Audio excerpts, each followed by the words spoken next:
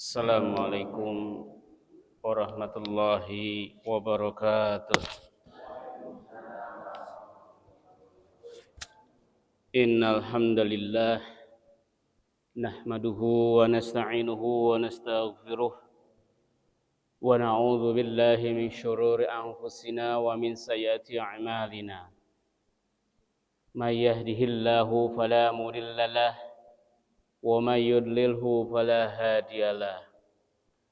Asyhadu an la ilaha illallah wahdahu la syarika lah wa asyhadu anna Muhammadan abduhu wa rasuluh alladzi la nabiyya ba'dah. Allahumma salli ala Muhammad wa ala alihi wa sahbihi ajma'in.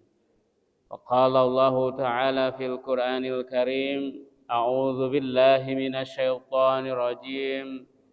Ya ayyuhalladzina amanu taqullaha haqqa tuqatih wa la tamutunna illa wa antum muslimun. Wa ya ibadallah usikum wa nafsi bittaqwallah la'allakum turhamun. Bapak-bapak dan ibu-ibu serta pimpinan cabang Muhammadiyah Songgom dan juga pimpinan cabang Aisyah serta jajaran-jajarannya yang insya Allah semua yang hadir pada kesempatan pagi ini, semoga Allah senantiasa memberkahinya, menyayanginya dan mencintainya.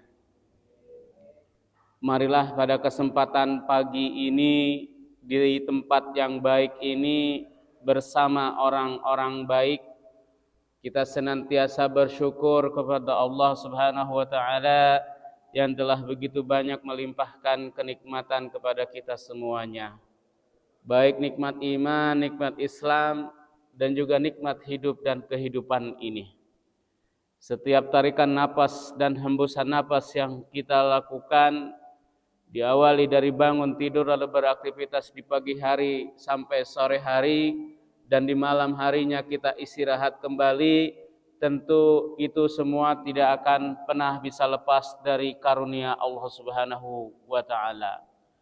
Oleh sebab itu, setiap kenikmatan baik yang terlihat ataupun tidak terlihat, yang terasa ataupun tidak terasa, sejatinya semua itu datangnya dari Allah Subhanahu wa taala. Wa ma bikum min ni'matin faminallah.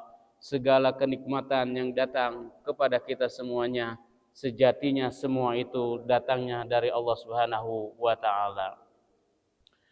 Salawat serta salam semoga Allah Subhanahu wa taala senantiasa mencurahkannya, melimpahkannya kepada revolusioner kehidupan kita, baginda kita alaihi salatu wassalam, Nabi Muhammad sallallahu alaihi wasallam yang telah membawa kita dari alam kegelapan menuju alam terang benderang minadz dzulumati ilan nur. Ibu-ibu dan bapak-bapak yang dirahmati oleh Allah Subhanahu wa taala. Alhamdulillah Allah Subhanahu wa taala telah memberikan kesempatan kepada kita semuanya untuk menjalankan ibadah bulan Ramadan dan kita sekarang memasuki bulan Syawal. Bulan Syawal adalah disebut juga sebagai bulan tarqiyatul iman, bulan peningkatan iman. Maka ibu bapak yang dirahmati oleh Allah Subhanahu wa taala, sejatinya berhasil atau tidaknya seseorang di dalam menjalankan ibadah bulan Ramadan bukan dilihat dia selesainya melaksanakan saum di bulan Ramadan selama 29 hari atau 30 hari. Tetapi adakah amalan-amalan yang dilaksanakan setelah bulan Ramadan itu selesai? Oleh sebab itu, apa yang dikatakan oleh Ali bin Abi Thalib, beliau mengatakan, "Man kana yaumuhu mithla amsihi fahuwa khasirun." Siapa yang amalannya sama dengan amalan sebelumnya, maka dia termasuk orang yang merugi. Jadi amalan Ramadan tahun lalu, ya, setelah Ramadan amalan setelah Ramadan tahun lalu dengan amalan Ramadan setelah Ramadan tahun ini sama saja, tak ada perbedaan. Maka kata Ali bin Abi Thalib, orang yang semacam itu fahuwa khasirun, termasuk orang yang rugi. Kenapa? Di antara ciri orang-orang yang rugi itu adalah orang yang tidak mampu memaksimalkan waktu yang sudah Allah berikan. Ya, tidak mau memanfaatkan waktu yang telah Allah berikan kepada kita. Padahal Allah itu kan bersumpah demi waktu. Wal asri innal insana lafi khusr illa alladzina amanu wa 'amilus solihati wa tawasaw bil haqqi wa tawasaw bis sabr. Demi waktu, sesungguhnya manusia dalam keadaan rugi. Nah, di antara orang-orang yang rugi itu adalah mereka-mereka yang ketika datang waktu untuk berbuat baik tetapi tidak mampu memaksimalkannya, tidak mampu memanfaatkan waktu tersebut. Maka ibu bapak yang dirahmati oleh Allah Subhanahu wa taala, kata Nabi Muhammad sallallahu alaihi wasallam, beliau bersabda, "Ni'matani magbunun fihi ma katsirun minan nas." Ada dua kenikmatan yang senantiasa dilupakan oleh manusia. Apa itu? As-sihah wal firaq. Nikmat ketika mendapatkan kesehatan dan nikmat ketika mendapatkan waktu luang yang senantiasa dilupakan oleh manusia. Allah sudah memberikan kesempatan kepada kita untuk menjalankan ibadah bulan Ramadan, lantas kita memasuki bulan Syawal, maka orang-orang yang beriman akan senantiasa memanfaatkan waktu yang telah Allah berikan kepada hambanya. Memaksimalkan waktu yang telah Allah berikan kepada hambanya sesuai dengan kemampuannya. Kenapa? Kata Allah Subhanahu wa taala di dalam surah At-Taghabun ayat 16, "Fattaqullah mastata'tum." Bertakwalah kalian kepada Allah semampu kalian. Bertakwa kepada Allah itu semampu kita. Nah, oleh sebab itu ibu bapak yang dirahmati oleh Allah Subhanahu wa taala, agar kita tidak menjadi orang yang merugi dan di antara nikmat yang senantiasa banyak dilupakan oleh manusia itu adalah nikmat ketika mendapatkan waktu luang, maka bulan Ramadan ataupun Syawal ini haruslah dijadikan sebagai media untuk meningkatkan keimanan kita kepada Allah sesuai dengan kemampuan kita. Sesuai dengan kemampuan kita. Ya. Kenapa? Karena media untuk meningkatkan ketakwaan kita kepada Allah itu bisa dilakukan dengan berbagai macam cara. Yang penting media peningkatan amal, media peningkatan ketakwaan kepada Allah itu adalah amal soleh. Panjenengan ingin bertemu dengan Allah? Ingin bertemu dengan Allah apa tidak? Maka kata Nabi Muhammad sallallahu alaihi wasallam, "Lis-shaimi farhatani." Bagi orang yang berpuasa itu akan mendapatkan dua kebahagiaan. Kebahagiaan yang pertama apa? Farhatun inda fitrihi wa farhatun inda liqa'a rabbih. Bahagia ketika berbuka, bahagia ketika kemudian memasuki Idul Fitri, bahagia ketika berjumpa dengan Tuhannya. Bagaimana berjumpa dengan Tuhannya? Berjumpa dengan Tuhannya itu dengan meningkatkan amal soleh. Melakukan amal soleh. Di dalam surah Al-Kahfi Allah mengatakan, وَمَنْ كَانَ يَرْجُو لِقَاءَ رَبِّهِ فَلْيَعْمَلْ عَمَلًا صَالِحًا وَلَا يُشْرِكْ بِعِبَادَةِ رَبِّهِ أَحَدًا. Barang siapa yang berharap berjumpa dengan Tuhannya, maka beramal soleh. Beramal soleh. Jadi media untuk berjumpa dengan Allah, sebagaimana Nabi mengatakan, bagi orang yang menjalankan puasa, yang ketika menjalankan puasa itu dia berangkat dari keimanan dan hanya mengharapkan keridhaan Allah Subhanahu wa taala, Nabi mengatakan akan mendapatkan dua kebahagiaan. Kebahagiaan manakala berjumpa dengan Tuhannya. Panjenengan beramal soleh, ada suatu hal yang bisa menenangkan kenyamanan ketika panjenengan beramal soleh. Ada kepuasan tersendiri dalam hati panjenengan ketika beramal soleh. Tetapi amal soleh yang kita lakukan, maka syarat amal soleh itu ibu bapak tidak sembarangan.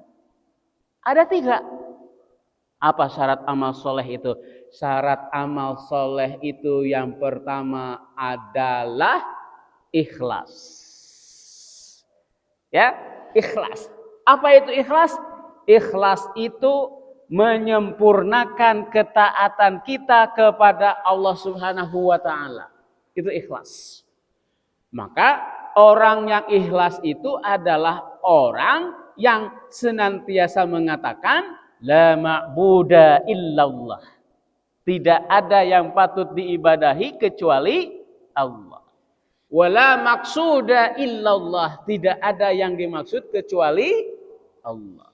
Wala matluba illallah. Tidak ada yang patut diminta kecuali kepada Allah. Itu ikhlas. Maka di dalam surah Al-Bayyinah, wa ma umiru illa liya'budullaha mukhlishina lahud-dina hunafa wa yaqimus salata wa yu'tuz zakata wa dzalika dinul qayyimah. Padahal aku perintahkan untuk beribadah kepada Allah kecuali dengan ikhlas. Nah, jadi itu syarat pertama, beramal soleh itu syarat pertama adalah ikhlas. Jadi ibu bapak, ikhlas itu seperti surah Al-Ikhlas. Ada tidak kata-kata ikhlas di dalam surah Al-Ikhlas? Ada tidak? Tidak ada nggih? Boten enten nggih? Nah, tidak ada. Jadi kalau ada orang mengatakan ikhlas, selagi kemudian ingin disebut-sebut, itu bukan ikhlas.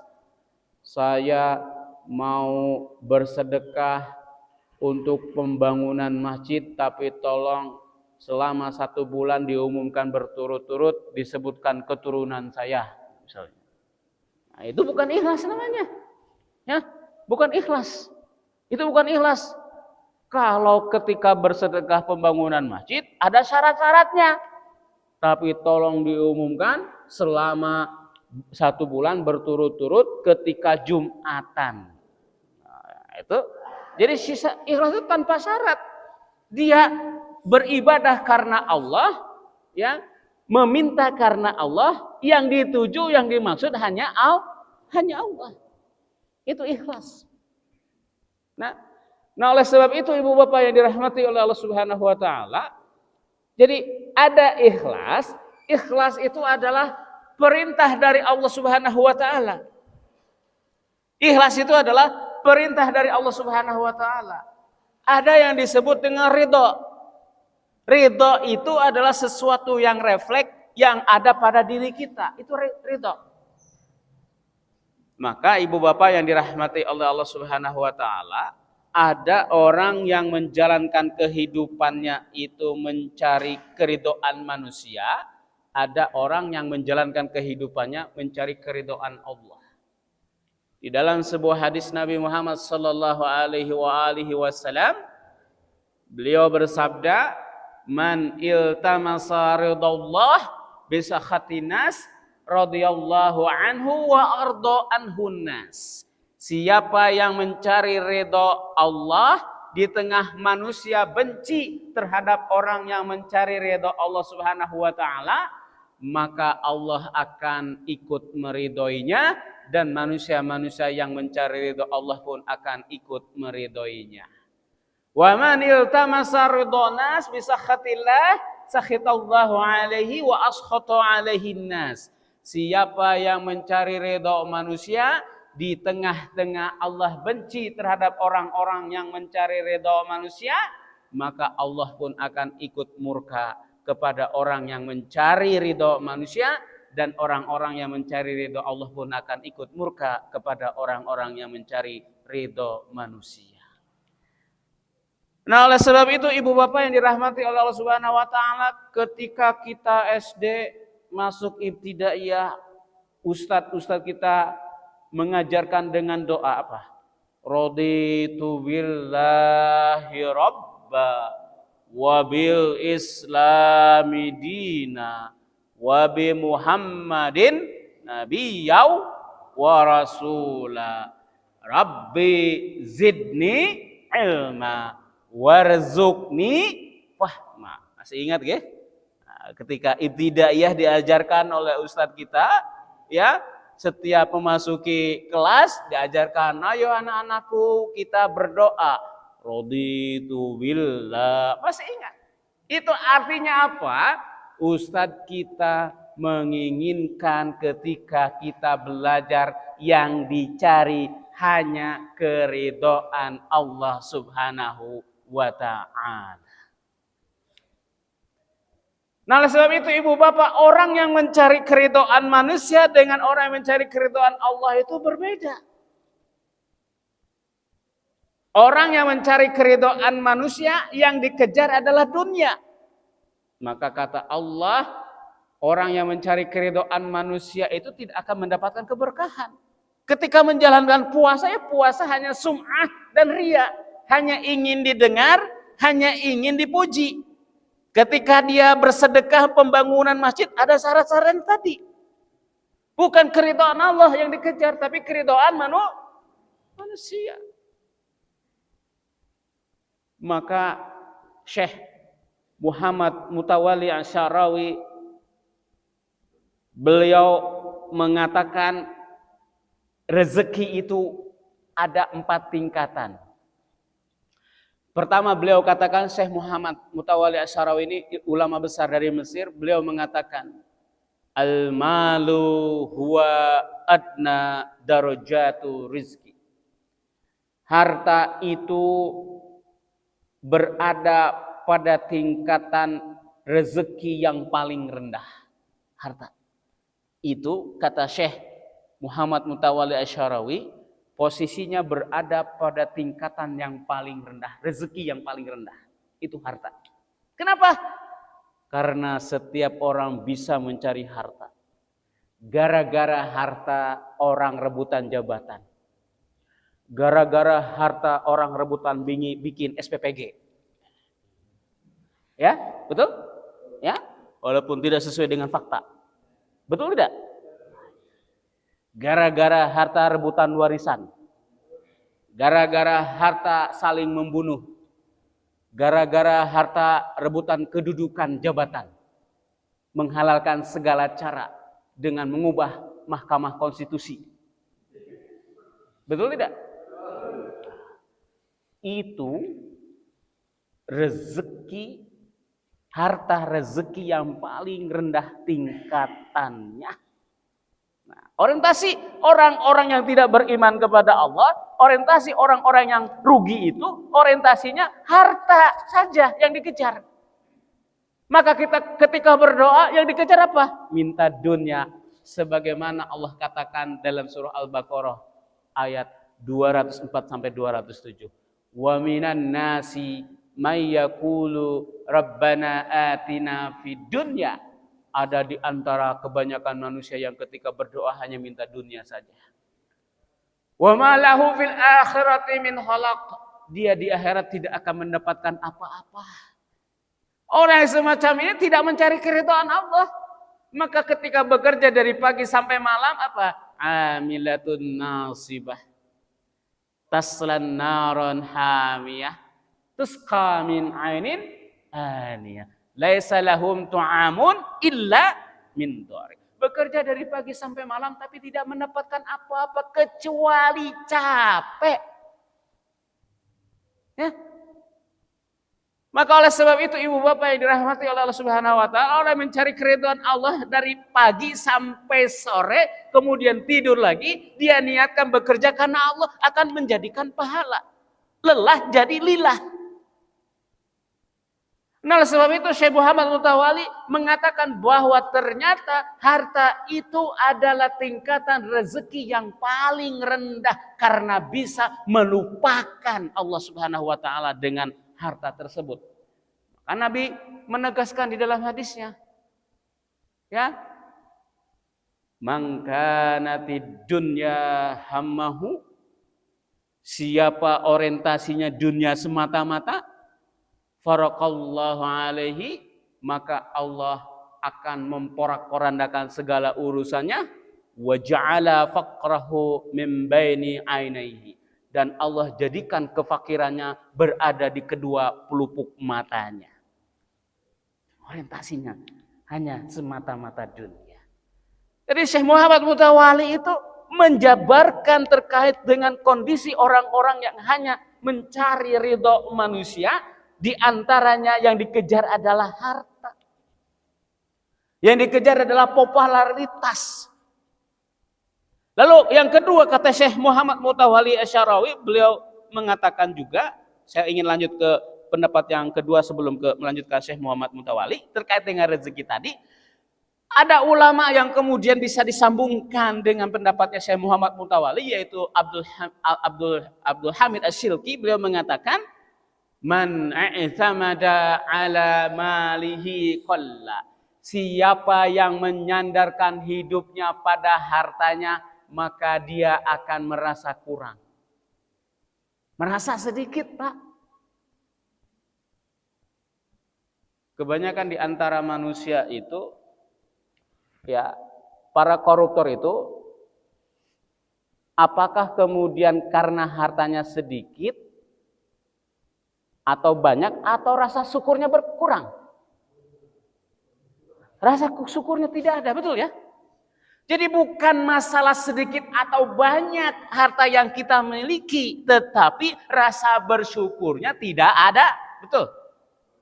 Rasa syukurnya tidak ada. Maka orang yang tidak ada rasa syukur di dalam dirinya senantiasa merasa kurang. Seorang istri ketika memasuki bulan Syawal, bulan Idul Fitri, dinafkahi oleh suaminya 1 juta. Kurang, Pak, kok 1 juta? Ini kan kue banyak yang harus kita beli, kue nastar. Nah, kue nastar saja sekarang harganya berapa? Kan begitu. Nah, terjebak kepada budaya konsumerisme. Betul ya? Padahal kata Umar bin Abdul Aziz, ya, beliau mengatakan, laisal id bila bisil jadid, walaisal id bito'ami kathir, ya, walakinal id liman ta'atihi yazid. Id itu bukan baju baru. Id itu bukan kue yang banyak. Id itu bukan makanan yang banyak serba ada. Tapi Id itu bagi mereka yang senantiasa ketaatannya kepada Allah itu bertambah. Begitu juga dikatakan oleh Hasan Al-Bisri. Beliau mengatakan, kullu yaumin yaumul Id. Setiap hari itu hari Id. Bagi siapa? Bagi mereka yang senantiasa taat kepada Allah Subhanahu wa taala.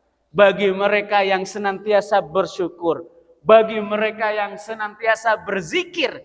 Bagi mereka-mereka yang senantiasa taat, berzikir, bersyukur, itulah yaumul Id.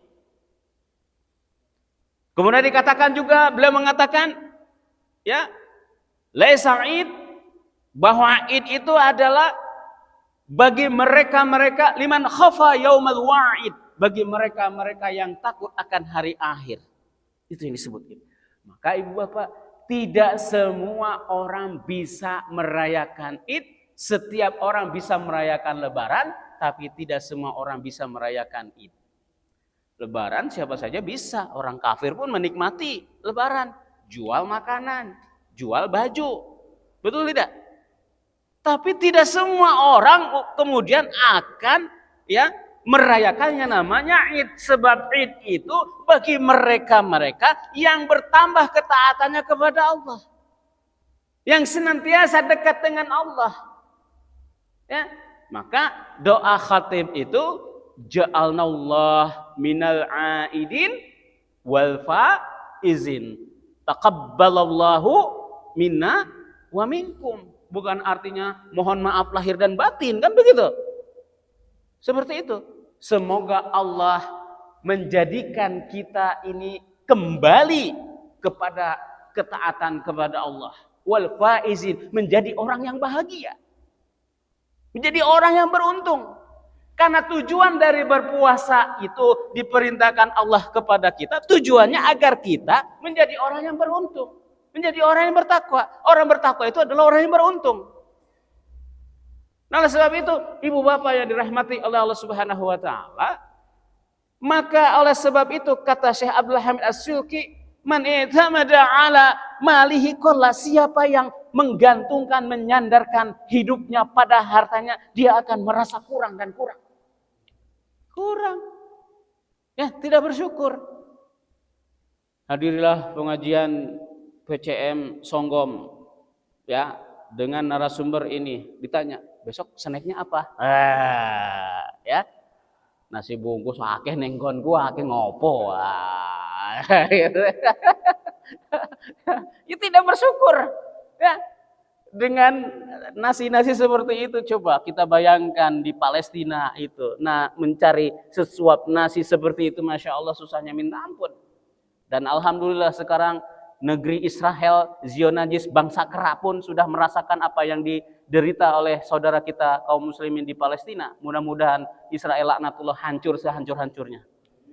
Ya, seperti itu. Kita berterima kasih kepada Palestina, terlepas dari Syiah atau bukan. Siapapun yang ingin menghancurkan Israel, kita dukung walaupun itu negara komunis. Betul atau tidak? Betul. Ya, seperti itu. Nah, ibu bapak yang dirahmati Allah Subhanahu wa taala, maka terkait dengan harta, agar kita sering banyak bersyukur kepada Allah, lihatlah ke bawah. Nabi mengatakan, "Unzur ila man huwa asfala minkum wala tanzur ila man huwa fawqakum." Lihatlah kepada orang yang di bawah kalian, jangan lihat kepada orang yang di atas kalian. Dalam hal urusan harta, ibu bapak lihat ke bawah. Tapi dalam urusan ibadah dan nuntut ilmu, lihat ke atas. Urusan harta, lihat ke bawah. Alhamdulillah, saya punya sepeda motor tahun 70-an. BMW, bebek merah warnanya. Ya. Setiap motor itu dibawa tidak pernah dinaikin karena motornya lebih tua daripada dirinya. Dia merasa segan dengan motornya kan. Harus jauh lebih bersyukur ketimbang orang yang hanya sepeda ontel. Orang yang pakai sepeda ontel harus jauh lebih bersyukur ketimbang orang yang jalan kaki. Ya. Orang yang punya rumah di perumahan tipe 21 RSSSSSSSSSSSSSSS, rumah sangat sederhana, sekeliling sampah, susah sekali selonjoran, sangat sesak sekali. Ya, harus jauh lebih bersyukur ketimbang orang yang ngontrak. Orang yang ngontrak harus jauh lebih bersyukur ketimbang tunawisma, orang yang tidak bisa ngontrak. Ya, alhamdulillah saya punya penyakit stroke 2 truk, 3 truk misalnya. Daripada tetangga saya gara-gara sakit panu meninggal, begitu ya. itu bersyukur kepada Allah. Maka orang yang melihat harta ke bawah, rasa syukurnya itu akan tinggi daripada orang yang melihat urusan harta ke atas. Tidak akan pernah bersyukur kepada Allah Subhanahu wa taala, maka dia akan senantiasa merasa kurang dan kurang di dalam hidupnya. Tetapi di dalam urusan ibadah, urusan menuntut ilmu, lihat ke atas, jangan lihat ke bawah. Kalau urusan harta kita lihat ke atas, maka yang terjadi akan lahir yang namanya hasad. Hasad itu apa? Dengki, iri, dengki. Hasad itu adalah penyakit hati yang kita iri kepada orang lain dan kita berusaha untuk mengambil kebahagiaan dari orang lain itu. Dengan cara apa? Menebar fitnah. Itu tetangga saya itu baru beli mobil Xpander, paling dia punya tuyul. Ya, kalau paling dia korupsi. Sudah menebar fitnah, mengambil kebahagiaan dari orang lain. Kenapa? Karena dirinya iri kepada tetangganya, melihat kepada tetangganya ke atasnya, dia tidak bisa seperti tetangganya. Maka orang yang bersyukur ketika melihat tetangganya, sahabatnya ada yang lebih sukses, bersyukur kepada Allah. Alhamdulillah ya Allah, tetangga saya ternyata hebat, lebih sukses. Semoga hartanya, mobilnya membawa keberkahan. Berdoa kepada Allah, maka itulah yang disebut dengan ghibthah. Ghibthah itu ya, kita iri kepada orang lain, tetapi iri kepada orang lain dalam hal kebaikan. Tidak berusaha untuk mengambil kebahagiaan dari orang lain. Kenapa dia sukses? Oh, ternyata dia itu rajin bersedekah. Oh, ternyata ibu harus lihat ke atas. Ibu bapak yang dirahmati oleh Allah Subhanahu wa taala harus iri kepada orang yang rajin ke masjid. Ya. Harus iri kepada orang yang senantiasa mendatangi pengajian-pengajian. Ya, dalam hal urusan ibadah, dalam hal urusan menuntut ilmu tuh harus rakus, merasa kurang. Karena itu cerminan dari orang yang beriman. Cerminan dari orang yang beriman itu, yang benar-benar beriman itu, sebagaimana Allah katakan di dalam surah Ali Imran ayat 16. Alladzina yaquluna rabbana innana amanna faghfir lana dzunubana wa qina adzabannar. Orang-orang yang mengatakan kami benar-benar beriman. Kami benar beriman. Dia sudah melakukan aktivitas memberikan yang terbaik kepada Allah, tetapi ketika berhadapan dengan Allah masih merasa belum melakukan apa-apa, seraya berkata, Rabbana faghfir lana, Tuhan kami ampunilah dosa-dosa kami, wa qina adzabannar, peliharalah kami dari siksa api neraka. Itu cerminan orang yang benar-benar beriman. Di hadapan Tuhannya masih merasa belum melakukan apa-apa. Artinya apa? Dalam beribadah kepada Allah Subhanahu wa taala harus senantiasa merasa kurang, belum melakukan apa-apa. Maka Ibnu Khaldun itu membagi orang beribadah itu menjadi 3. Pertama, ada orang beribadah itu dia yakin Allah mengatakan wa inal abrara lafi na'im wa inal fujjara lafi jahim. Orang-orang yang berbuat baik pasti ditempatkan di tempat yang baik-baik. Orang-orang yang berbuat buruk pasti ditempatkan di tempat yang buruk-buruk, di neraka. Innahu la yukhliful mi'ad. Allah tidak akan pernah ingkar terhadap janjinya. Nah ini Bapak Ibu yang dirahmati oleh Allah Subhanahu wa taala. Sampai jam berapa ini? Hah? 5:30, ini udah 5:30, baru pembukaan ini ya. Ya. Sini Songgong, sini PDM berapa menit? PDM jam 6 ya pengajian. 6.15 masih ada waktu ya. Baik, Ibu, ini baru pembukaan, belum masuk inti ya. Nah, yang selanjutnya kata Syekh Abdul Hamid As-Silki, wa man i'tamada 'ala sultanihi zalla. Siapa yang menggantungkan hidupnya pada kekuasaan, maka dia akan terhina. Terhina Pak, menggantungkan kehidupannya pada kekuasaan, pada jabatan, terhina. Faktaannya ada.